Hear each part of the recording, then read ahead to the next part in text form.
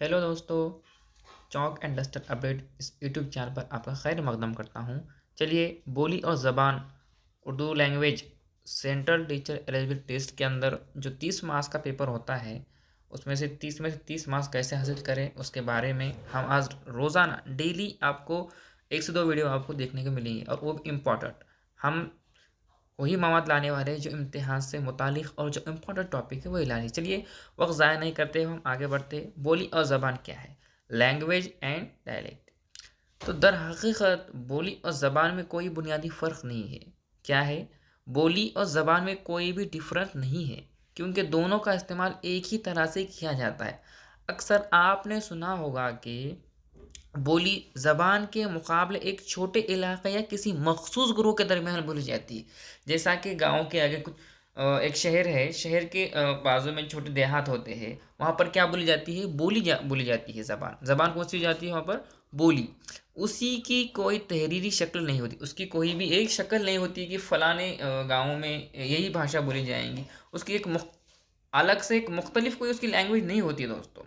उसकी कोई मुंतज़म शक्ल और ज़वाब्त भी नहीं होते और उसमें अक्सर तब्दीलियाँ आती रहती है। इसमें क्या होता है? अक्सर तब्दीलियाँ आती रहती है। कभी एक देहात है, कभी यहाँ जा रहे, आ रहे, इस तरह से बात तो होती रहती है, थोड़ा डिफरेंट होता है। चलिए आगे बढ़ते हैं।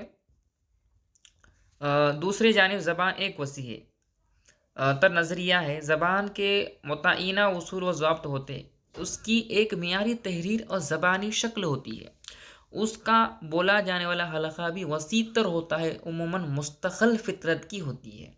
लेकिन बोली और ज़बान का ये फ़र्क सिर्फ़ और सिर्फ़ बरसर इक़्तिदार, तबक़ा और उम्रा की देन।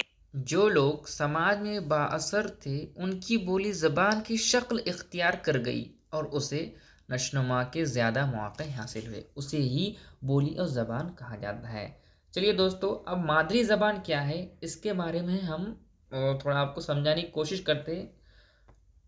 मादरी ज़बान जो हमारे घर में बोली जाती है, जो हमारे आतराफ में बोली जाती है, उसी को मदर टंग या मातृभाषा या मादरी ज़बान कहते हैं। जी हाँ दोस्तों, उम्मीद करता हूँ कि आपको समझ आ रहा होगा। मादरी ज़बान जो हमारे घर में बच्चा बोलता है या आस-पास के इलाके में जो बात बोली जाती है, उसी को मातृभाषा, मदर टंग या मादरी ज़बान कहते हैं। जी हाँ दोस्तों, चलिए आगे बढ़ते हैं। मादरी ज़बान से मुराद बच्चे के घर, कुंबा और आसपास पड़ोस में बोली जाने वाली ज़बान से होता है। ये वह ज़बान होती है जिसे बच्चा अपने गर्दोपेश से फितरी तौर पर हासिल करता है। मैं आपको जब ही एक लाइन में बताया हूँ, किसी को कहते हैं। चलिए आगे देखते हैं। स्कूली तालीम की शुरुआत से कबल ही बच्चा अपनी मादरी ज़बान की पेचीदगियों, बारीकी और तश्कील को अपनी अंदर जज़्ब कर लेता है और मुकम्मल लसानी सलाहियत रखता है। और कई बार तो बच्चे स्कूल आने से कबल ही एक से ज़्यादा ज़बानें भी बोलना और समझना सीख लेते हैं। जी हाँ दोस्तों, अब बच्चों के आसपास कोई उसके फ्रेंड्स है, अंग्रेज़ी बोलने वाले हैं, कोई मराठी बोलने वाले हैं, कोई हिंदी बोलने वाले हैं, कोई उर्दू बोलने वाला है, तो बच्चा कभी-कभी 3 से 4 लैंग्वेज स्कूल जाने से पहले सीख लेता है। जी हाँ, लेकिन उसकी जो घर में बोली जाती ज़बान है, उसी को मादरी ज़बान कहा जाता है, या आस-पास के पड़ोस में जो बोली जाती ज़बान है, उसी को मादरी ज़बान कहा जाता है। जी हाँ दोस्तों, चलिए आगे बढ़ते हैं। और लेकिन कम अज़ कम एक ज़बान तो सही बोलते और उसका मुनासिब इस्तेमाल करते हैं। ज़बान बच्चे के लिए एक ज़ख़ीरा मालूमात का काम भी करती है। इस ज़बान के वसीले से बच्चे अपने और दीगर अफ़राद तजुर्बात महफूज रखता है। इस तरह इंसानी फ़िक्र और शनाख्त का ज़बान से गहरा ताल्लुक़ है।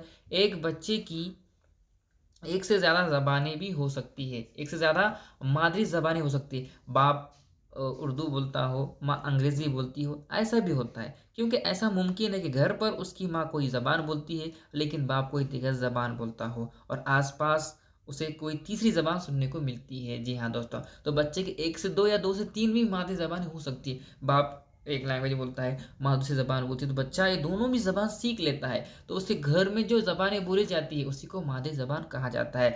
चलिए माहिर नफ्सियात क्या बोलते हैं, उस पर थोड़ा देखते हैं। माहिर नफ्सियात ज़रिए तालीम खुसूसन प्राइमरी ज़बान पर मादरी ज़बान में ही होने की हिमायत करते हैं।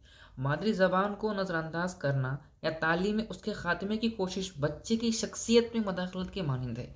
यानी बच्चा जो ज़बान अपने घर पे बोलता है, उसको उसकी जो प्राइमरी तालीम है, माहिर नफ्सियात का मानना है कि उसकी प्राइमरी तालीम उसकी मादरी ज़बान में ही देना बहुत फ़ायदेमंद होगी, क्योंकि बच्चा घर पे एक लैंग्वेज बोलता है, स्कूल में आने के बाद उसको कोई अलग लैंग्वेज की ज़बान प मीडियम के स्कूल में आप डालते हैं तो बच्चा बहुत डिफ़िकल्ट हो जाता है और बहुत परेशान हो जाता है, यार मैं क्या करूँ?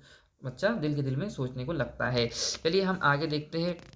यही वसीला है मादरी ज़बान को नज़रअंदाज करना या तालीम में उसके ख़ात्मे की कोशिश बच्चे की शख्सियत में मदाखलत के मानता है। यही अभी को बताया हूँ।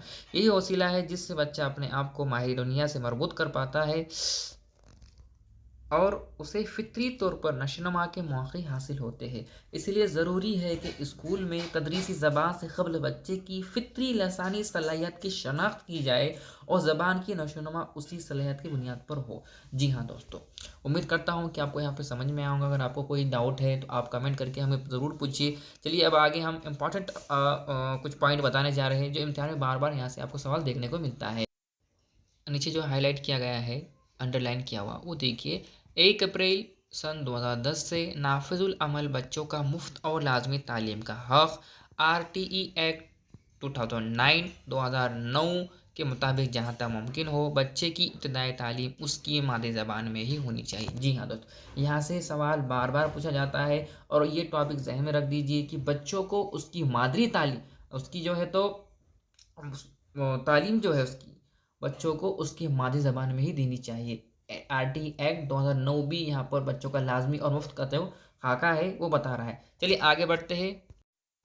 इसी तरह हिंदुस्तानी आइन का आर्टिकल 350 ए बच्चों को उनकी मादरी ज़बान में तालीम हासिल करने का हक़ देता है।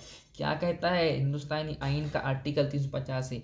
बच्चों को उनकी मादरी तालीम में हासिल करने का हक़ देता है। जी हाँ, और हम उनका हक़ छीन नहीं सकते।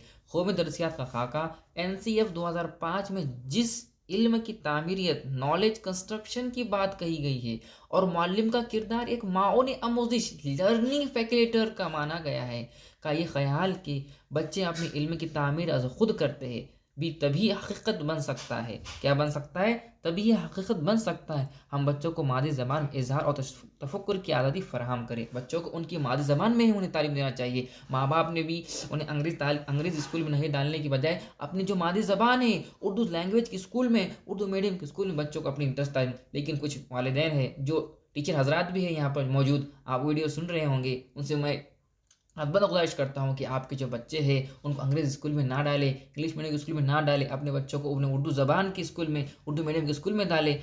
हाँ, जी हाँ दोस्तों, असातिज़ाए कराम, उम्मीद करता हूँ कि आपको वीडियो समझ में आ रहा होगा कि मैं क्या कहना चाह रहा हूँ। अपने जो फ़र्ज़ंद है, जो अपने बच्चे हैं, आप उनसे उम्मीद रखिए कि अपने बच्चों को आगे परवान चढ़ाने के लिए, आगे कुछ मुस्तक़बिल में हासिल कराने के लिए आप उर्दू स्कूल में ज़रूर पढ़ाएँ। आपके स्कूल का हाल देखिए, आपके स्कूल में तालिब इल्म नहीं मिल रहे और आप अपने बच्चों को अंग्रेज़ी स्कूल में डाल रहे हैं। चलिए वक़्त ज़ाया नहीं करते, हम आगे बढ़ते। ज़बान और क़वाइद क्या है देखते हैं। आज यहाँ तक की वीडियो ज़्यादा मज़ीद बड़ा नहीं करते थे, हम यहाँ पे इसको ख़त्म करते हैं और जल्द ही मिलते हैं नेक्स्ट वीडियो में। तब तक के लिए अल्लाह हाफ़िज़, अस्सलाम वालेकुम।